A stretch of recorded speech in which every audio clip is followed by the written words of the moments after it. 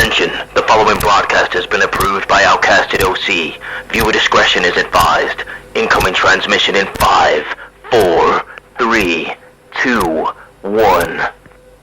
Hi everybody, so it is Unicorn Goth or G from the Outcasted OC podcast, and we are here to review this week's Friday Night SmackDown. We are going to talk about the Grayson Waller effect. We are going to talk about Roman's 1,000 Day celebration. We're going to talk about the Money in the Bank qualifying matches.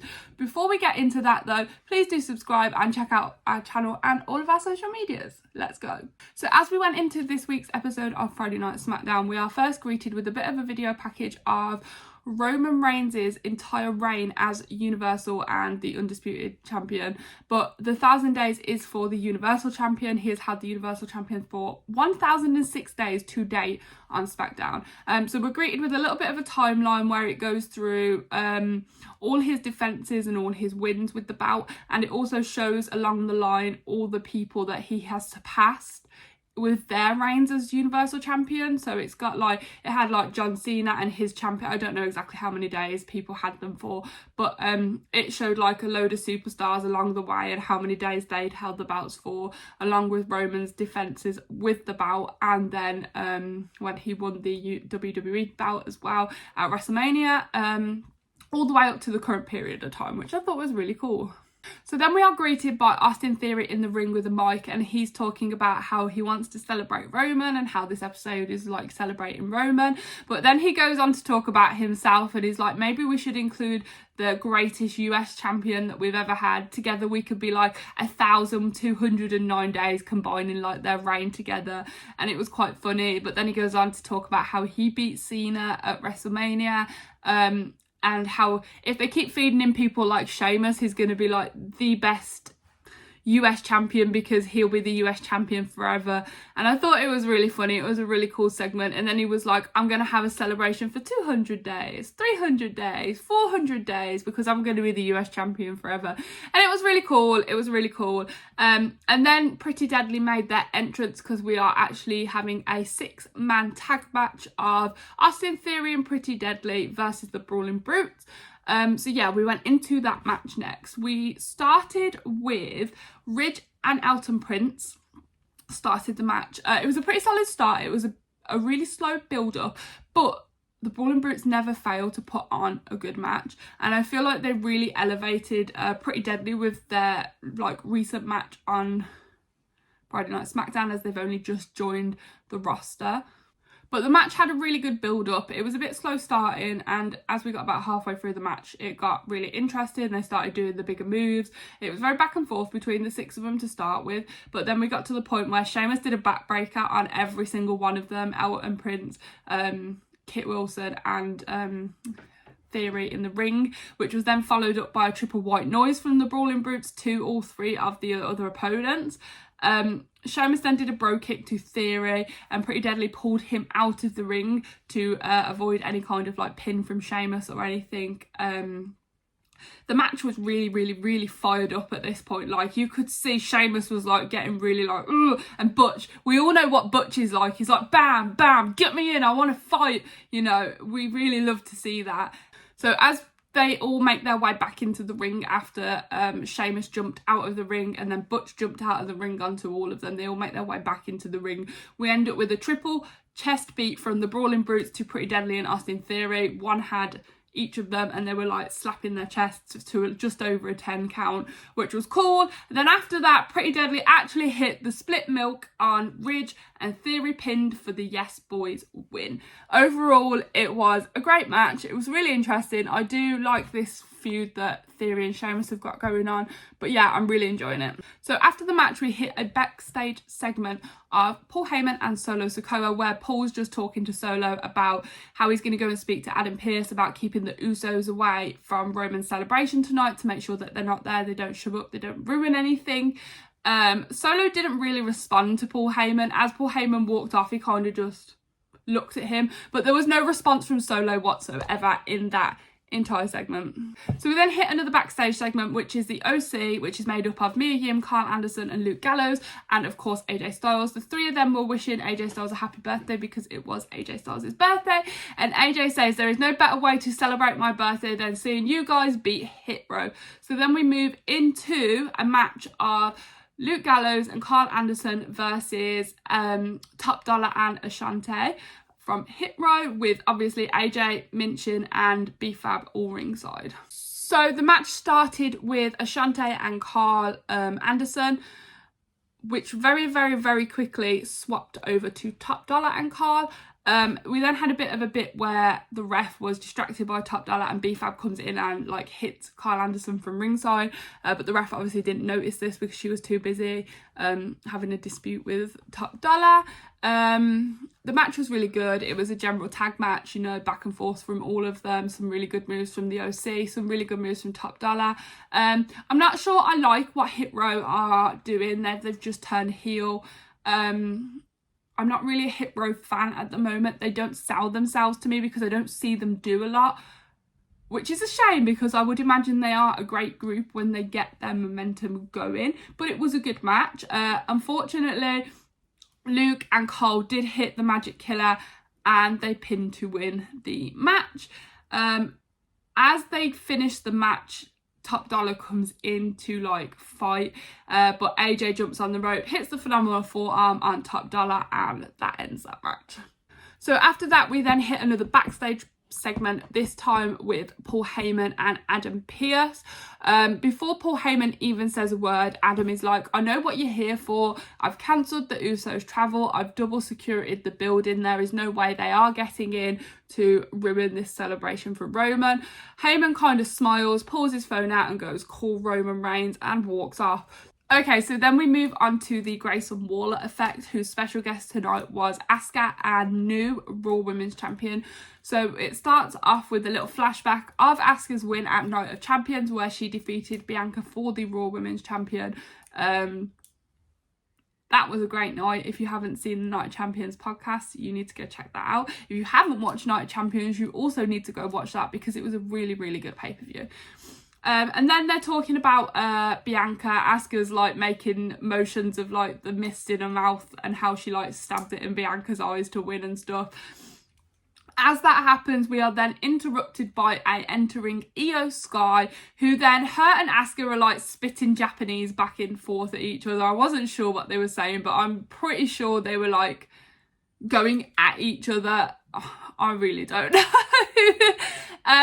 As this is happening, we are then interrupted by an entering Bailey, who is like, Io just said that we're gonna like take that belt off you when both of us qualify for the Money in the Bank match and one of us wins that contract.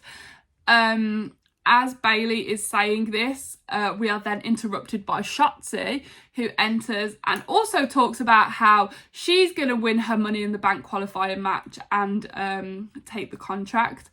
As Shotzi is saying this, we are then interrupted by Lacey Evans making an entrance, who is like, none of you have got what I've got, because when I defeat Selena Vega tonight, I will be winning that contract and taking that championship off Asuka.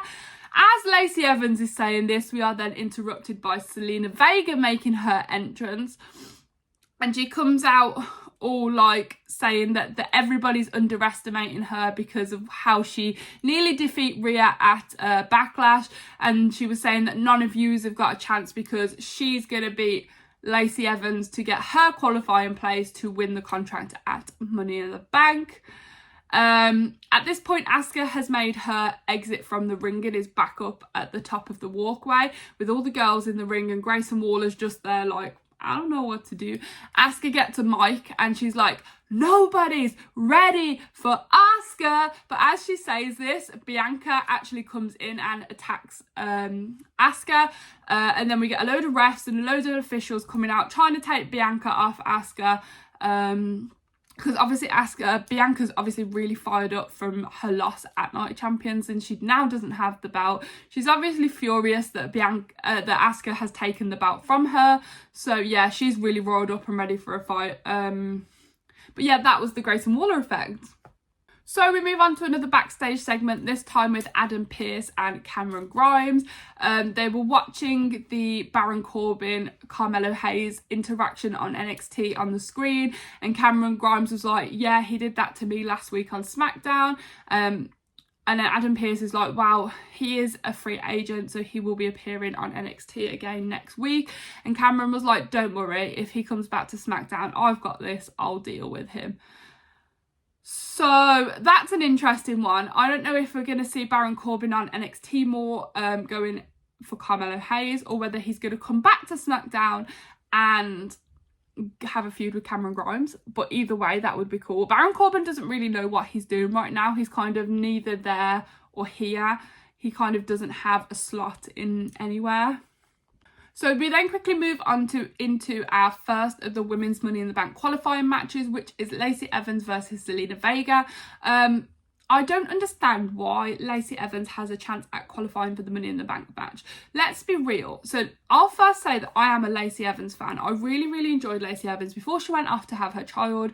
Back when, like, Becky was really, like, the man. She was doing all that sassy Southern with Baron Corbin and stuff. I really enjoyed Lacey Evans. But as of recently, what is she doing? Since she has come back from having her baby, she has done absolutely nothing.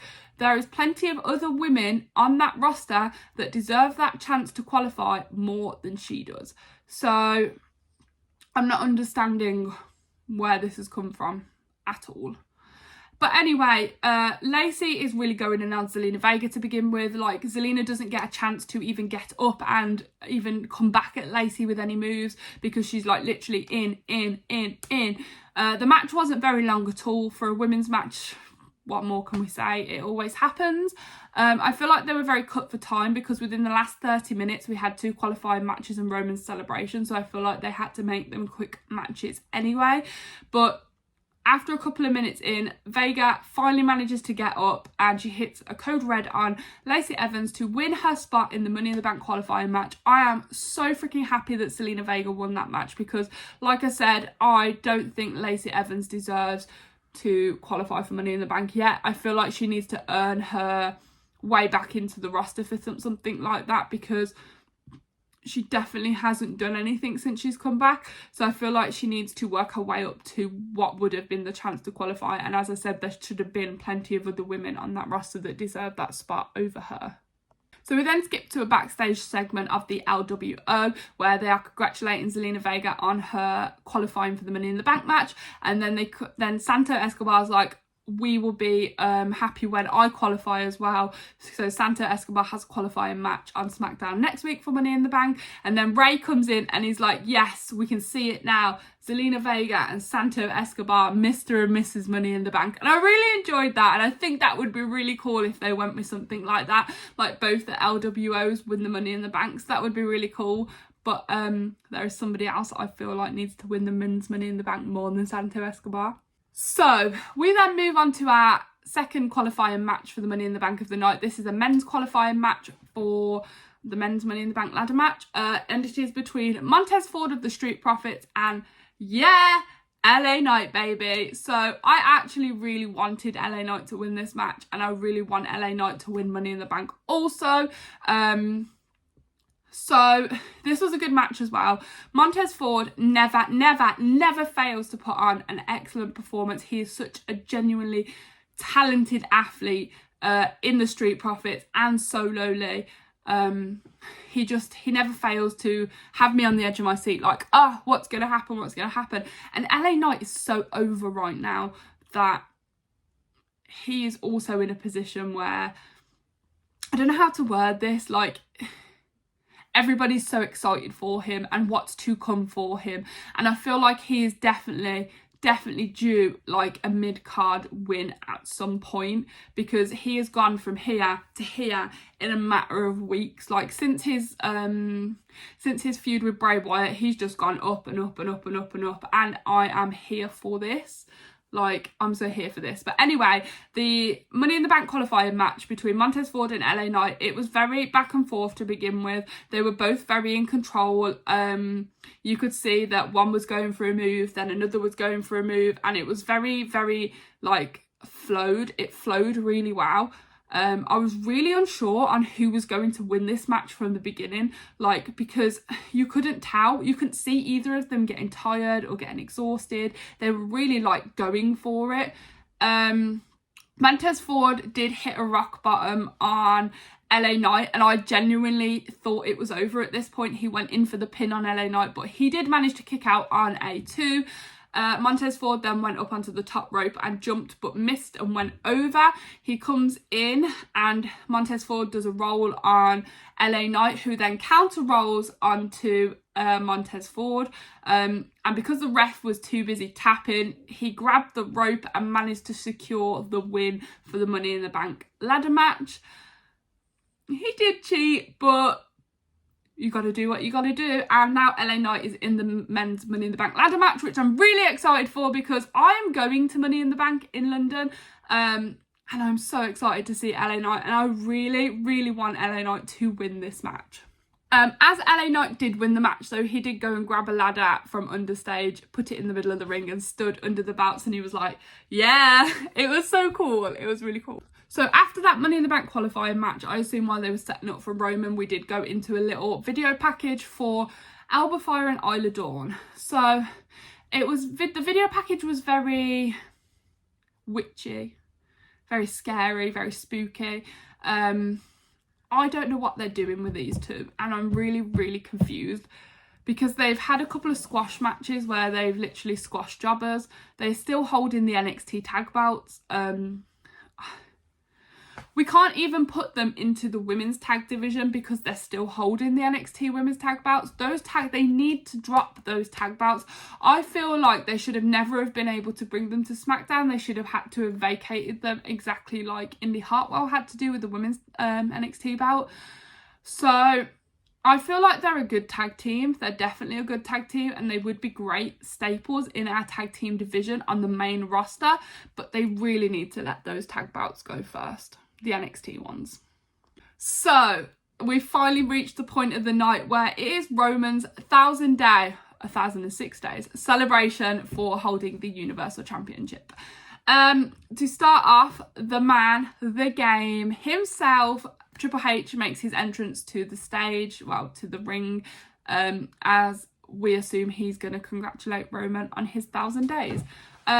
As Triple H is making his entrance, they do cut to a little scene where they show next week's Money in the Bank qualifying matches. So we've got 4 Money in the Bank qualifying matches on SmackDown next week, which are Io, Sky and Shotzi Blackheart, which I think Shotzi might win that because we also have Minchin versus Bayley, and I think Bayley's going to win that one. But because I don't see them putting both the Damage Control girls in the Money in the Bank match, but then they might, I'm not sure. So I would say Shotzi and Bayley for those two. And then we have 2 men's Money in the Bank qualifying matches, which is Santo Escobar versus Mustafa Ali, and I can see Santo Escobar winning that one. But we also have Baron Corbin and Butch for a Money in the Bank qualifying match next week on SmackDown. I personally think Butch is going to win this because Money in the Bank is being held in London, UK.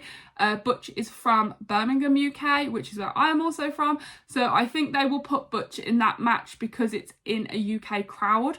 Yeah, I personally think Cameron Grimes is going to come and cost Baron Corbin that match and Butch will win. Okay, so on to the main event then. We've had Triple H make his entrance down to the ring, and then he does a little speech about Roman, and he says about how he's held the belt for 1,006 days, and there's not many people that have done that, and then he welcomes Roman out, and Roman makes his entrance with Solo and Paul, no Usos as we know. So yeah, he then Triple H wants to offer and give Roman a new belt. So this is the new undisputed WWE Universal Championship belt. On first looks at this belt, I was not sold. There's too much gold. I am not a gold person. Gold, it just doesn't do it for me. So I'm not sold on the beauty of this belt. As many of you probably will like it and will think it's beautiful. I don't, but it will probably grow on me as time goes on. Roman takes the belt off Triple H and holds it up in the air and turns around to all the crowd. We have lots of pyros, fireworks going off and stuff, and then Triple H puts the belt on Roman's waist for him, which I thought was pretty cool. And as Roman then goes to turn around, we are hit by Usos! Somehow the Usos managed to get to SmackDown, managed to bypass the security, and managed to disrupt Roman's celebration. I think we all kind of knew that this was coming, and that they would make their way in because it made sense. It made sense. So Jimmy and Jay make their way down to the ring, and it starts with Jimmy and Roman just like staring at each other. They're proper having a stare down. No one's saying everything. Everyone's in shock. Jay's like pacing behind Jimmy because he's like, I don't know what to do. I don't know what's going to happen. Should I be here? Should I be over there? It's really like tense. So tense. And then Roman just grabs the mic and he's like, kick him. Kick him. And he's like, I'm talking to you, Jay. Kick Jimmy in the face. That's what he did to me. That's what I want you to do to him. And wow. He's like, Jimmy took away my chance at the tag belts. I want you to kick him. And I'm just like, is he going to kick him? Will Jay actually listen to Roman? And I'm like, no. I can't cope with this. So then Jimmy pipes up and he's like, the only thing that needs fixing around here is you, to Roman, because he's like, I did what I did to be a brother, because brothers don't manipulate people, brothers don't beat people down, brothers don't abuse people, as you've been doing to us, Roman. You've not been a brother to us recently. And he's like, that there is my brother, pointing to Solo, and I will do what it is to protect my brother. And Roman's like, well, you're the tribal chief imposter. Why don't you stop talking for Solo and let Solo speak for himself? And he hands Solo the mic. And at this point, I'm like, will Solo speak? Will Solo acknowledge Roman, or will Solo like walk away from Roman? What is going on here? And Solo grabs the mic and he's like, I acknowledge Roman. And I'm like, what? And then he goes, but these are my brothers. And he walks over to the Usos, and I'm like, literally for the next like 30 seconds, I'm literally sat there like, what's going on? And then a little bit more conflict happens, and Jimmy actually pushes Roman because Roman got right up in his face, and Jimmy's like, nah, get out my face. And then Jay kind of breaks them up, and he's like, I need you, but I also need you. And we all need each other because we're stronger together. We don't need to fight. Let's stop this. Jay's like getting in between Jimmy and Roman. Jimmy's like, we are stronger together as a bloodline, as a family, as brothers. But brothers respect each other. Brothers don't manipulate and abuse each other. Can we fix this here and now? And Roman's just stood there like, you know, doing his little thinking thing. And then Roman hugs Jimmy. And this is the point where I'm like, nah, the bloodline have just fixed themselves. They're going to be stronger than ever. Roman's going to make like 2,000 days or something stupid like that. And then Roman grabs the mic and goes, no. Pushes Jimmy back. Solo goes in for the Samoan spike on Jimmy. And I'm like, Solo, no! You just said that those are your brothers and you turn on them. What brothers do that? And then Jimmy's like on the floor. Jay goes to him. Roman, Solo and Paul make their depart away, walking up the ramp. And then Paul, as they're walking up the ramp and Roman looks back at the Usos, Paul Heyman says, what about Jimmy? What about Jay? And Roman goes, Jay will do what he's told and he will fall in line. And then it ends. That's it. SmackDown was done. At this point, I'm literally sat here with my mouth wide open like, what did I just witness? What's next for the bloodline? Why did Solo turn on his brothers after saying they were brothers? And how the hell does this storyline just keep getting better and better at the moment? Like, what? So yeah, that was this week's Friday Night SmackDown. As we know, we have the 4 qualifying matches next week for SmackDown. I'm excited to see what goes forward with the bloodline going forward. I want to know whether Jay will stick with Jimmy or whether he'll go back to Roman. I'm really excited to see what goes on there. So yeah, I hope you enjoyed the review. Please check out everybody else's reviews. The Outcasted OC will have a podcast episode this Thursday. We're not entirely sure what we're doing for this episode, but keep an eye on socials and the community page on the YouTube channel, because we will post updates there. We also post updates on our Instagram regularly, so please go do check that out. Make sure you follow all the gang's private socials. And yeah, we'll catch you soon. Make sure you follow, subscribe, like, comment. We love to read your comments. We love to see what you guys are saying. So yeah, catch you soon.